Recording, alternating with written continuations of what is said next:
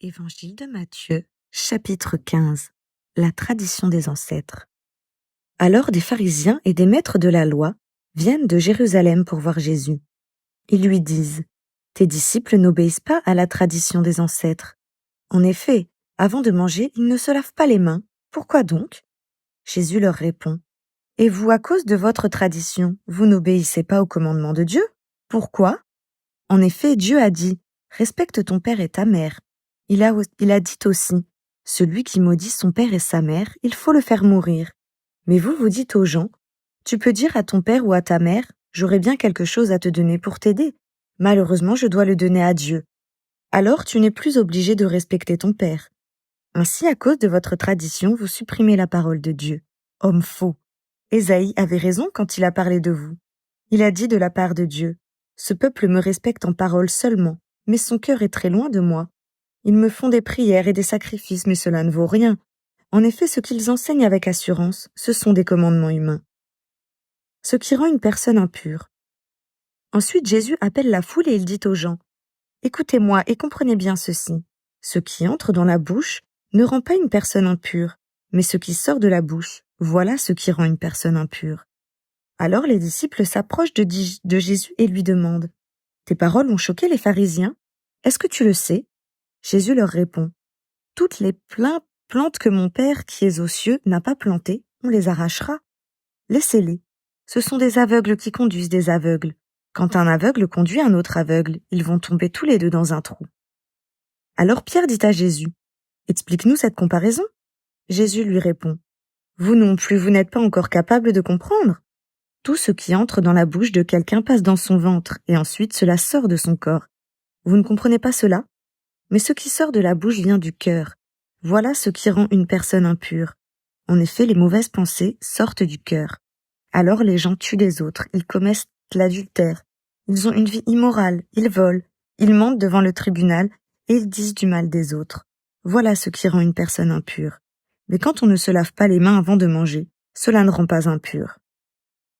Une femme non juive croit en Jésus. Ensuite, Jésus quitte cet endroit et il va dans la région de Tyr et de Sidon. Une femme de cette région, une Cananéenne, arrive. Elle se met à crier : « Seigneur, fils de David, aie pitié de moi. Ma fille a un esprit mauvais en elle et elle va très mal. » Mais Jésus ne lui répond pas un mot.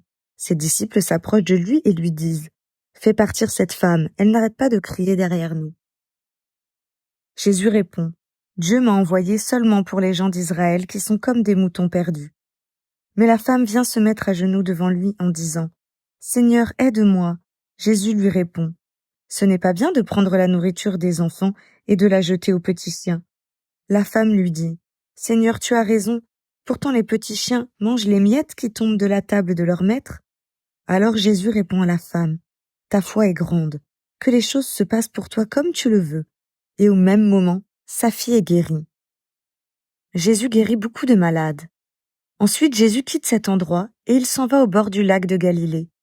Il monte sur la montagne et là, il s'assoit. Des foules nombreuses viennent vers lui. Elles amènent avec elles des boiteux, des aveugles, des infirmes, des muets et beaucoup d'autres malades. Elle les dépose aux pieds de Jésus et il les guérit. Les foules sont très étonnées. En effet, elles voient les muets qui parlent, les infirmes qui sont guéris, les boiteux qui marchent bien et les aveugles qui voient clair. Et elles disent : « Gloire au Dieu d'Israël !» Jésus nourrit encore une grande foule. Jésus appelle ses disciples et leur dit : « J'ai pitié de cette foule. Depuis 3 jours déjà, ils sont avec moi, et ils n'ont rien à manger. Je ne veux pas leur demander de rentrer chez eux sans manger, ils n'auront peut-être pas la force de continuer leur chemin. » Les disciples lui disent : « Dans cet endroit désert, où pouvons-nous trouver des pains pour nourrir une si grande foule ? » Jésus leur demande : « Vous avez combien de pains ? » Ils lui répondent : « 7, et nous avons aussi quelques petits poissons. » Jésus commande à la foule de s'asseoir par terre.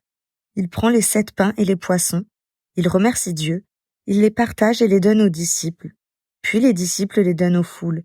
Tous mangent autant qu'ils veulent. On emporte les morceaux qu'il reste. Cela remplit 7 paniers.